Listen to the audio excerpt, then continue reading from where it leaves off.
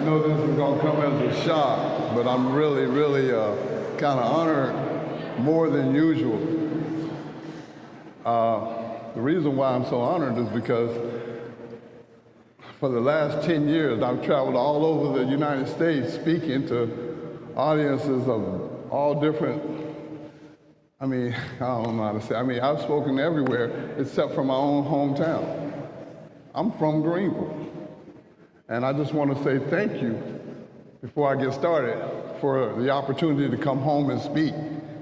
I guess there's a couple of things I'd like to ask of you before I get started. The first one is I promise to be respectful to you, and I would like to have the same in return. To be really honest with you, this is going to be a little difficult for me because, see, I actually love what I do, and you're going to find that out in a minute. But I wanted to just speak to you personally, and I'm speaking basically to the students only right now. Man, you guys are my future. So, if anything, look at this speech today as a peep into your future. Because I know this is going to sound strange, but I was once your age. I know that's probably hard to believe, but I really was once your age. So what I'm trying to say to you in a nice way is, listen to what I'm about to say today and learn from it. I'm not saying you're bad people, but I'm saying learn from it. Are we good? All right, let's go. My name is Ricky Simmons. I grew up right here in Greenville, Texas.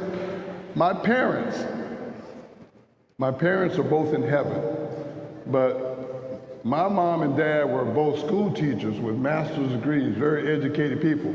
So all this stuff I'm getting ready to share with you, excuse me, all this stuff I'm getting ready to share with you, I take full credit for it. I'm not saying I'm proud of it, but I'm willing to throw myself under the bus if it will help one of you not make the same choices. So understand that right off the bat.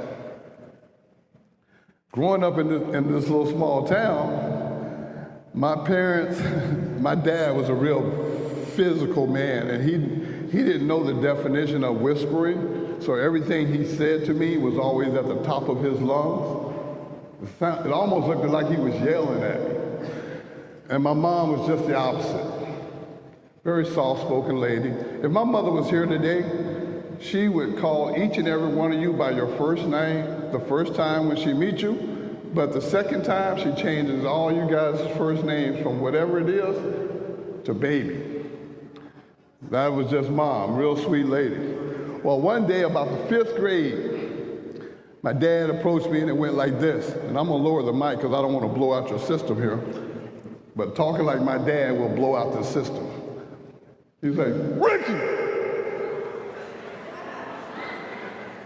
I was like, oh man, what did I do this time? He's like, come here, boy. And I walked up to him real slow. He said, son, I was a pretty good football player in my day. I kind of like if you play football and I'll get you all these little things you think you gotta have. Well, in the 5th grade, it was a bicycle. So I went out for the midget football team. I made the team, I got the bicycle. Life's good. Around about 7th, 8th grade, I figured out that all girls weren't bad, and I wanted a girlfriend, but I ain't had no game. So I went out for the football team, and my dad took me to the mall, and I got all the latest clothes, and I adjusted my walk a little bit. A couple of girls thought I was cool. I got a girlfriend. Man, life is good. Well, at 16, you can get a thing called a driver's license. So naturally, I wanted a car, but I didn't know how to ask for it. So I went out for Greenville's high school football team. I made the team, and my dad stayed true to his word, bought me a brand new car. But this is the part I gotta be honest with you guys. I'm not proud of, but I'm gonna share this stuff with you, not to try to make it okay. Please don't get that from what I'm about to say. But at 16, I became a genius. Let me explain. At 16, I started smoking a little good. I know y'all don't know nothing about that, but I know. It was just me. But I started doing a little puff pass. So basically what I'm trying to tell y'all is, at 16, people were telling me, Ricky, man, you need to leave that alone. It's gonna come back to haunt you. But Ricky was so smart that my response to everybody that said that to me was, I'll illustrate it for you. Ricky, you need to leave that weed alone. It's gonna mess you up one day. Here's Ricky's response. Hey, don't worry about me. Here's a dime. Go buy you some business. Stay out of mine. I was that guy. Couldn't tell me nothing, because I knew everything. Well, by the time I was a senior here in Greenville, I was well into using marijuana, and I wasn't good at drinking. I tried it, but it seemed like alcohol did me worse than all my buddies. But I will say this. My senior year, I was so into what I was doing that nobody could tell me nothing. I actually, it's kind of funny when I look back on it, but I actually thought that I was the only one that had good sense.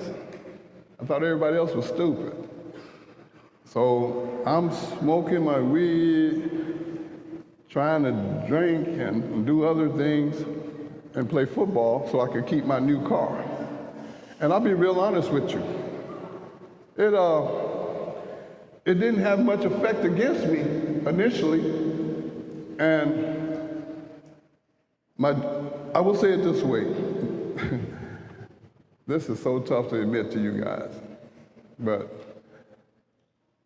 I put my personal stuff ahead of what was really important. And I want y'all to really hear this. Before every game my senior year in high school, I did 5 things. I drank 1 Old English 800. I drank a half a bottle of Thunderbird wine. I drank a half a bottle of Robitussin DM cough syrup. I smoked 2 Red Bud Colombian joints, and I took 20 milligrams of Valiums. Because to be really honest with you, I never liked football to start with. It was just a method for me to get what I wanted.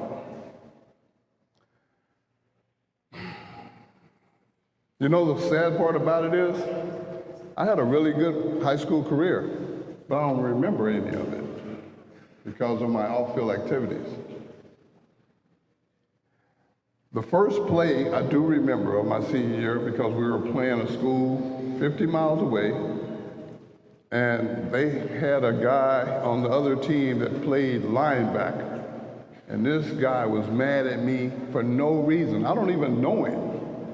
But the first play, he hit me real hard, and I was laying on the ground, and he was standing over me, and it went like this. Yo, dog, I hope you brought a lunch. It's gonna be like that all night. And I was thinking to myself while I'm laying there, I'm like, why is he so angry? Then it dawned on me, he wasn't angry, he was trying to intimidate me. Now, I said I didn't like football. I never said I was a punk, so that's the difference. So when I got up, I was mad. When I got back to the huddle, I was like, give me the ball. And my quarterback was like, man, you good? I'm like, man, give me the ball. So the next play, 80 yards. And that guy was chasing for like 60. But when I got to the end zone, I turned around, I saw him on the 20-yard line, and he had his head down, and he was pouting. So I ran up to him. I said, yo, dog, I owe you an apology. He said, for what? I said, because you're right. It's gonna be like that all night long. Confidence wasn't my problem. I just didn't like football. But like I said, for the next 9 weeks, there was at least 2 guys on every team I played against in high school that needed, in my opinion, they needed anger management. So I ran, y'all. And I ran, and I ran, and I ran. At the end of 10 games, I led the state of Texas in rushing. I got football scholarships all over the country. I had a lot of high school buddies that was already at this one school called Oklahoma. And I wanted to go to Oklahoma. Barry Switzer was their coach. He was at my house telling me all the things that I could get by going to OU. So I was all cool with it. Let's go. Let's make it happen. But being honest with y'all, my off-field activities were still more important to me than football. I didn't really want to play college football, but I knew my parents were both school teachers, so I knew I had to go. But the genius in me said, well, if mom and dad have saved all this money for me to go to college, if I take a scholarship, I can go I go to school for free. I can support my habits all the way through college with that money that they saved. See, I always had the wrong motives. But anyways, I'm ready to sign with Oklahoma and the doorbell rings. And the strangest thing happened. I was high, y'all. And I answered that door with this in mind. Whoever it is, I'm gonna get rid of it. So I opened the door. This man says, hi, are you Ricky? I'm like, yes, I am. How may I help you? He says, I'm Tom Osborne. I'm the head coach in Nebraska. I'm here to offer you a full scholarship to go to school and play football. Like I said, y'all, I was high. My response, because I didn't understand the guy, my response was, sir, I'd like to thank you for coming all the way down here from Alaska. But I think it snows up there. I ain't able to do that. I'm from Greenville, Texas. We don't do snow. And I shut the door. So I went back over and started talking to Oklahoma, and my mother come around the corner. She said, baby, who is that at the door? I said, Mama, don't even worry about it. Some tall redhead man from Alaska talk about football, and I told him that's okay, and he can keep it moving. So my mother runs to the door, and when she opened the door, the coach from Nebraska was still standing there with his arms folded. And so I was like, I'm over here with Oklahoma going, yo, man, let me get that right now. We can talk about the rest in the fall. And he was like, yeah, we can make that happen. We can make that happen. And by this time, his facial expression went from smiling to like, oh, man. And I'm like, what's wrong? You changed your mind? But he saw my mother and Coach Osborne going to the den. I started laughing. I was like, man, don't worry about that, dude. It's snow up there. I'm not going up there. My mother comes around the corner. She says, baby. I'm like, yes, ma'am. She said, let's hear what the coach from Nebraska has to say before we make the final decision. I'm pissed, but respectful. So my thoughts was, hey, coach, you and Elby, man, y'all wait outside in the car, but don't leave. As soon as I get rid of this dude, I'm coming get y'all, and we're gonna sign and be through with this. So I walked back in the house. Coach Osborne sitting there, my mother's on one side of him, and my dad was on the other side. So I asked him, I started my little series of questions. There wasn't three of them. First question was, say, Coach, what kind of car are you gonna buy me? For those of you that don't know Coach Osborne, he's a man that doesn't say a lot. He just looks at you with a little smirk. My mom was doing all the talking. I said, hey man, what kind of car you gonna buy me? He's smirking. My mom said, baby, they're not gonna buy you a car. I'm like, shit, strike one. Say, look here, man, what kind of apartment you gonna get me? He's still smirking. My mom, baby, you're gonna stay in a dorm your freshman year, then after spring ball, you can get you an apartment. Strike two. Hey man, I'm leading rusher in the state of Texas, man. Am I gonna start for you as a freshman?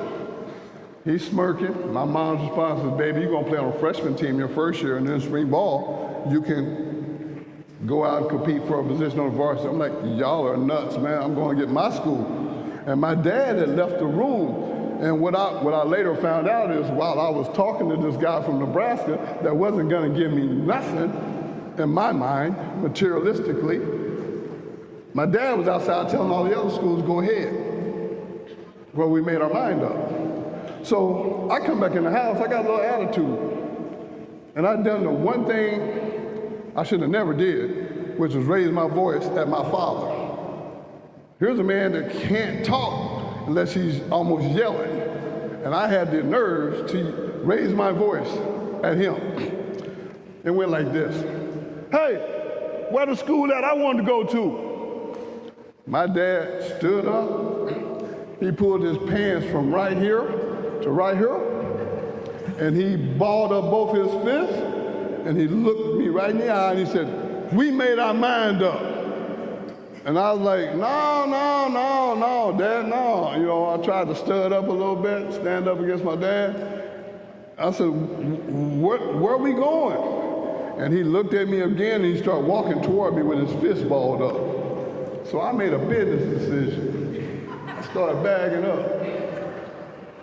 And when I bagged up until where I ran into a wall, I took all the bass out of my voice. I was like, Dad, where are we going? We're going to Nebraska. Go Big Red. That's how I got to Nebraska. It wasn't my choice. I just had to make a business decision. Well, I had like I told you guys earlier, I was a genius. So I had a plan. I know my dad would have got the best of that day, but I got a plan to get out of being in Nebraska. Check this one out. And this is a genius of a plan here. I told y'all I could never really drink alcohol. All my buddies in high school, they drink a 12-pack, be fine. I drink 2 beers, I need a cab, I need help getting to the cab. I decided the day I was going to Lincoln for fall camp as a freshman, this brilliant plan I came up with is I'm gonna go out in my backyard, smoke 2 or 3 good ones, then I'm gonna go to the DFW airport, and when I get on the plane, I'm gonna order 3 Budweisers, knowing I can't drink. And my thought was, if I'm messed up when I get there, they'll send me home. See how smart I am? Got a plan for everything. Well, I got there. I was messed up when I got there. And they were looking at me like, this guy, you look like you're struggling with your bags. I'm like, you can have the bags. I'm not gonna be here long. That was kind of my whole demeanor, you know, and they took me from the airport to the football stadium, and they took me downstairs and put me in a size 10 turf shoe, which at that time Greenville played on grass, so I didn't know nothing about turf. And they said I gotta run a 40-yard dash. So I go out here to run a 40-yard dash, and I'm walking through the tunnel walk, and when I walked into Nebraska Stadium for the first time, I was like, God, man, look at all these seats. Do y'all ever get close to filling this place up? And they said, yeah, every Saturday. And I was like, wow, and my feet hit that turf, and it was like Velcro, and I wasn't used to it, and I was drunk, and I was high. I failed. And I fell right in front of a Lincoln Journal-Star and an Omaha World Herald news reporter. And they started laughing, just like you ladies. They started laughing at me. There again, now I'm pissed, because I heard the guy, the Omaha World Herald guy, say to the Lincoln Journal-Star, we went to Texas to get this guy to help us beat Oklahoma? He can't even effing walk. I heard that. Pissed again now. I'll show you. I got up, I ran a 40-yard dash, everybody got really quiet. They go back down there and do that again. So I took a good, healthy Budweiser belch, and I went back and I ran again. And the second time I ran, they were all looking at me like I was an alien. They were like, congratulations, you're the fastest wingback in the history of Nebraska football. I'm like, dude, I never doubted me. I don't want to be here. And about that time, some of the upperclassmen saw this, and they like, yo, freshman, let me talk to you. And I recognized these guys from television. So I was like, oh, what's up, man? You know. So I made a couple of friends right away. So the next day, the second day in Nebraska, I woke up. Now, this is going to make me sound really dumb, but I didn't know any better. I'm just being honest with you guys. The second day, I woke up in that dorm, and I was sober. And I looked out the window, and it looked just like Texas. There was, man, this is embarrassing. I thought, because I only saw Nebraska on TV once or twice a year, and they had snow around their field, I thought it snowed 365 days a year. I didn't know they had nice weather. So I'm like, oh man, I got this place all wrong. I might can do this. And I did really well from August to Halloween morning. Halloween Eve night, I went to bed, everything was cool. But overnight while I was asleep, about this much snow fell. Hey, y'all from Greenville, y'all know what I'm talking about. Nobody else really understands this, but I panicked. I ain't gonna lie, I panicked. The first thing I thought of was, well, I got a free day. Because in Greenville, when it snowed, they close everything. The business is closed, news tell you don't go outside. I said, well, I got a free day, but out of respect for my parents, I'm gonna go ahead and call over here to the sociology department, and then I'm gonna call the football office and make sure everything's canceled, and I'm not leaving the building. Well, I called the sociology department, and the lady said, sociology, may I help you? I was like, I don't know what this is about, y'all. I'm just going to be honest with you. I just start whispering. I was like, hey, did y'all cancel class today? The lady said, no, class as usual, and hung up. I was like, ooh, mama going to be mad today because I'm not going out in that snow. Better make sure we ain't got no football practice.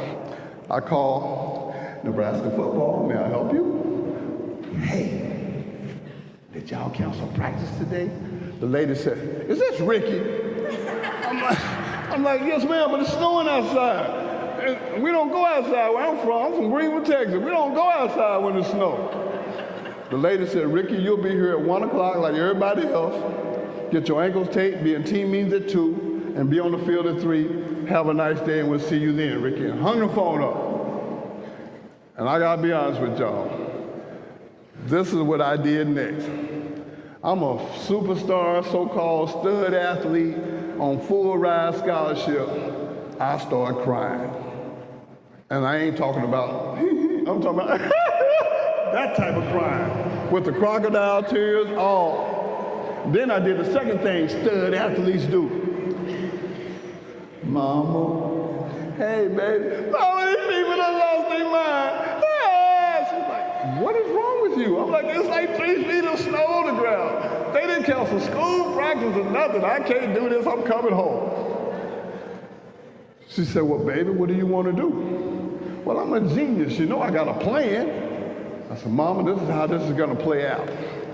We nicknamed my daddy Big Man because of the way he talked and such a physical man. I said, you and Big Man, y'all come over to the Dallas-Fort Worth Airport and pick me up. And then I'm gonna fly into Dallas, and then I'm gonna transfer to Oklahoma. Life will be good. And my mother's response changed my whole life. In a very calm voice, she said, baby, that's a great idea. You're right. Me and your daddy, we will pick you up. But I need you to know one thing before you get on that plane. And I was like, yes, ma'am. She said, when I see you in that Dallas-Fort Worth Airport, I'm gonna whoop you all the way back to Lincoln. Now let me explain that to y'all, especially you students. Y'all don't know nothing about this part right here. See, when I was your age, they had this thing called discipline. I think y'all called it child abuse, but it was called discipline when I was your age. When I was a kid, my daddy was so physical, he was afraid he'd hurt me. So when I got in trouble as a kid, it went like this. Ricky, go tell your mama. I said, tell your, read between the lines. I'd walk real slow over to my mom. I said, Mama, yeah, baby. Daddy said, turn my behind up. She said, okay, baby, go out in the backyard and get me a switch. I'll be out there for 30 minutes. I come back in, I got a little old piece of something about this long. My mom be like, oh, baby, I can't do nothing with that. I'll go get it. And when you 5th, 6th grade, 7th grade, man, like she would go out there and get a half a tree. And she could run, so you couldn't outrun her. So I made another business decision. I ended up staying in Nebraska 5 years. I went to a Cotton Bowl, a Sun Bowl, won 3 conference championships, and I played for 3 straight national championships. My last game in Nebraska was the '84 Orange Bowl. It was a game that we were 12-0, #1 team in the nation for 12 straight weeks. And actually, at the end of the game, we scored a touchdown, and we could have kicked an extra point to tie the game, or we could, probably win the national championship, but we went for 2, and we missed it. So I lost the national championship by 1 point. 2 days after that, I got drafted into a professional league called the USFL. After thinking I was never going to play football again, I looked at the contract that they offered me, and it wasn't a lot of money compared to what these guys make now, but it came out to about 18 games, broke down into, they paid weekly, so I was going to make about $10,000 a week. So I decided to keep playing. Well, after my first game, I had invited a friend over to my house, and I thought that he just wanted to just chill like I chill. Well, he ended up having cocaine. And to be honest with you, I tried it that one time thinking it was going to be a one-time and I'm done deal. I ended up getting hooked. And I had a cocaine habit all the way through my rookie year, all the way through my second year in the pros. Then that league folded. I got picked up by the Atlanta Falcons. And in my first season with the Falcons, I'm doing cocaine before my very first game as a Falcon. And cocaine convinced me that football was getting in the way of my using. And I basically quit the NFL to be a full-time drug addict. I went from the NFL to prison 4 times, and I went to 10 treatment centers and graduated 9 of them. All for being a little old genius right here in Greenville, Texas, trying to be cool and smoke a little good. You think about that for a second. When I was by the time I entered prison for the 4th time, my parents were in heaven. I lost everything and really didn't have a purpose in life. But get this right here. I took up a board game called chess with a guy. And This guy beat me for like 6 months. I finally won the game. You'd thought I made parole or hit the lottery. I was like, yes, I knew I was gonna beat you, dude. He's like, yeah, you won. I said, well, check this out. Set the pieces up again, I'm gonna beat you again. By the way, where you from? He said, I'm from Omaha. I'm like, yeah, well, I'm from Greenville, Texas, but you know what? I live in Lincoln, so when I get out and you get out, I'm gonna drive down to Omaha and I'm gonna beat you again. He said, that will never happen. I'm like, set him up. And I went to my cell to get some coffee. And when I got to my cell, my cellie was in there and he goes, yo, man, you know that dude you play chess with all the time? You know why he's here? I'm like, I don't care why he's here. I'm not doing his time, I'm doing my time. He said, you might want to read this. It was Omaha World Herald. And I'll summarize it for time purposes, but my chess partner was doing cocaine one night with a female, and they ran out of drugs, so he gave her some money to go get some more, and she didn't come back. So the next day, he saw her and her teenage daughter walking mid-afternoon in Omaha, and he walked up behind both of them and poured gasoline on them and set them on fire. Killed them both. So he's doing double life plus 300 years. I'm like, oh my God, that could have been me. And about this time, this little prison guard is about this tall, with boots on, little bitty guy, picked on me every day I was incarcerated, and it went like this. What's up, inmate Simmons, former Husker superstar? I'm like, man, go on, man, I don't want to hear that. He's like, you got mail. I'm like, you know what, dude, I'm gonna mess you up today because I don't got much to live for. My parents are in heaven, my chess partner's an idiot. Today is not a good day. And he saw I was finna do something really stupid. So he slid this letter up on my door and he ran, which was smart on his part because I was there. And I saw this letter and I was gonna put it on my cellie's bunk because he was getting mail, but I wasn't. So nobody was writing me or coming to see me. So when I got ready to put this letter on his bunk, I looked at it on the way to put it on his bunk, and it said, on the outside was a big red N, and it says University of Nebraska Athletic Department. I was like, oh man, this is embarrassing. I didn't even want them to know I was here. So it took me a couple of minutes, but I opened this letter. And once I opened the letter up, I memorized it. This is what that letter said. It said, Dear Ricky, I know your parents believed in you. I believe in you. And upon your release, if there's anything I can do to help you, feel free to contact me. And it was signed Tom Osborne. This part of my story has nothing to do with anyone else in here, but I don't deny it, so I always say it, and I'll be brief, and I'll keep it moving. I fell on my knees in my prison cell. I turned my life over to God. I am a spiritual man today. I believe in God. I'm not here to make you believe in nothing. After that, my thinking changed. I wrote down 3 things, and the 3 things I wrote down is why I want you guys to really understand why I'm here today. This is the way I live today, and I think it may help you.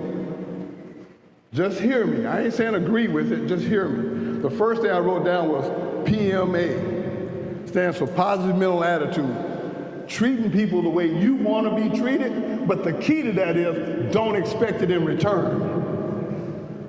See, a lot of times, and this is me, I used to get really mad when I treat somebody nice and they don't treat me nice in return. I used to take that really personal. But a positive mental attitude, that's no longer a problem for you. I treat everybody I can nice, and if they don't treat me back, treat me nice in return, I just laugh and say to myself, wow, it should suck to be them, because I didn't do nothing. And also, part of that is being humble. I don't know if being humble is very popular, but it works. People like to be around humble people. The second thing I wrote down was plan. My plan was real simple. I'm gonna get out of prison, I'm gonna go back to school, I'm gonna become a licensed drug and alcohol counselor, and I'm also gonna go become a motivational speaker and go all around the country and speak to youth and adults about the dangers of drugs and alcohol. And the third thing I wrote down was you need motivation for the first 2. And I chose the word haters, because everybody in this gym got haters. Some of them may be family members, some of them may be fake friends, but everybody got haters. And that's what motivates me, because I'm not going to give haters the satisfaction of seeing me back on drugs or back into that world that I left. You know, I just sit there and spread all my negativity with all you guys. You know why I did that? It's because now everybody in the room knows I'm no better than nobody here. But hopefully now you'll listen to what I came to say. I don't know what you got going on in your life, but I know one thing. Whatever it is, it has nothing to do with who you can possibly be. I don't care if you got family members that aren't right. You know, they talk about life life ain't fair. Well, life ain't fair. I mean, my personal opinion is every year big techs come out over in Dallas and stand out in front of the state fair. And every time I would go in the fair, I'd be trying to win them little games, I'd be getting ripped off. So if they ripping you off at the fair, what makes you think life is fair? I'm not saying agree with me, y'all. I want you to just hear me. The real important thing that I really want you to get from this whole conversation is my athletic talent, it got me to where my character couldn't keep me. And character is what you guys are working on right now in the 7th and 8th grade. We're trying to build character. Your teachers, the principals, everybody, we're trying to help you build character. If you don't have no character in the 7th and 8th grade, you're not going to automatically get it when you become a senior in high school. Character comes from making good choices. It may sound boring, but I'm going to tell you what's boring. Sitting in a prison cell about the size of a closet and having to share it with another person. That's boring. And by a show of hands, how many of y'all own a cell phone? How many of y'all own a cell phone? How many? Everybody with their hand up on a cell phone? Guess what? You can't have them in prison. I bet you that. And I done already did the research. What I'm trying to get y'all to understand, if you really want to live a life or live your best life, start making good choices. But it starts today. And if you don't start today making good choices, I'm going to promise you, them consequences are going to come. And when those consequences come, the people that you think are your friends, I did the research on this too.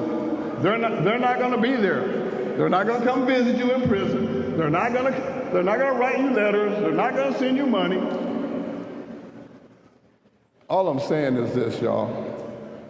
The reason why I do what I do, and the reason why I'm here today, and as strange as this may sound, because I don't really know you personally, but the fact that you're in this gym, I can honestly say I love y'all. And I want the best for y'all. But this world that we live in doesn't see it like that. This world will consume you, and negativity will take advantage of your life. So I want you guys to really think about that. You know, how many of y'all have parents? I'm just asking, curious. How many of y'all got parents?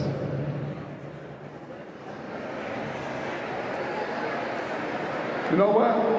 I know you might not agree with me. Hold on for a second. Let me say something. Hold on. Every Thanksgiving when you guys are sitting around having a big meal, y'all know what this guy right here has been doing for the last 10 years? I live in Nebraska. I drive 12 hours to the Greenville area, check into a hotel, and on Thanksgiving morning, when you guys are saying grace to have this big old meal, I'm in a graveyard crying at my parents' graves because they never got to see the person that y'all are looking at. I was high when they died. I got to share this story with you guys, and then we're going to have a little fun.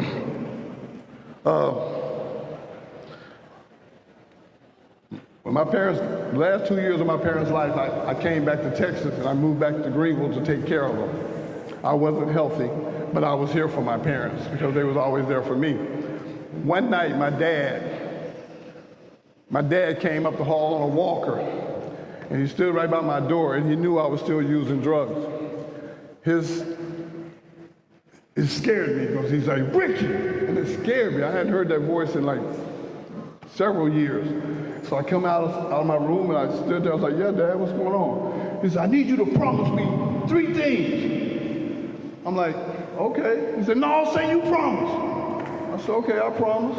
He said, the first one is, don't you never give up. I said, okay, Dad, I won't never give up. He said, and the second one is, at some point, you put God in your life. I said, okay, I'll do that. And he said, and the third one is just for me. He said, every day you blessed to see, you get up and look like somebody and do that for me. The next day, my dad had a stroke and never talked to me again. That's why I'm so highly motivated to do what I do. And thank y'all for y'all time.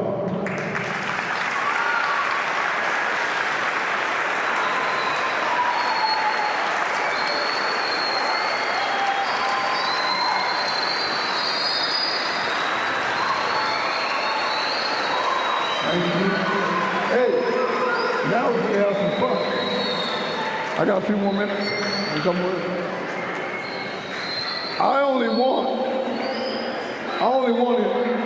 Hey, listen up. I want to give our special guests here, I want to give them an opportunity to ask me questions, because for all you students, I brought football cards. They're free cards I'm giving away. I can't give away my book, but I can give away my card. And on the back of my card, it has my social media contact. So if you have any questions you want to ask me, you can hit me up. I only do 3 of them. I only do Facebook, Instagram, and Twitter. Other than that, I'm kind of lost. But you can you can send me questions, and I will definitely address them, because that's what I do. I mean, I've been in a hotel for like 8 nights now, and I got to go tomorrow to Oklahoma for 4 nights, Tulsa for 4 nights, then Oklahoma City for 4 nights. So I get a lot of hotel time. So I will have no problem answering your question. But for now, I just want to stick to my guests. Guests, y'all got any questions for me? Come on with them.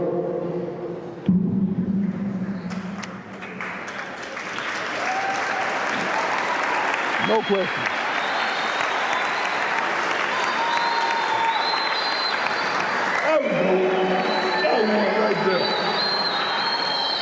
Hold on, y'all. We got a question. Yes, ma'am. When you come for Thanksgiving, do you have a place to go that you eat lunch with someone? Did y'all hear that question? Okay, listen. Hey, come on, y'all. You guys have done a great job. Please, just be respectful. Someone's asking a question. When you come at Thanksgiving, do you have a place to go to eat lunch with another family? Wow. The short answer is no. Hold on. Here's the catch. No, I don't, but I'm okay with that, because this is part of me repaying my debt to my parents. See, I've dedicated the rest of my life to making my parents in heaven proud of me, so that's just my day alone. It's nothing against you or anyone else. But when I'm in that graveyard crying, that takes care of not having a place to go. Because, I may never get a chance for them to see it in the physical, but like I said, I'm highly motivated to do this for the rest of my life. But thank you for your question.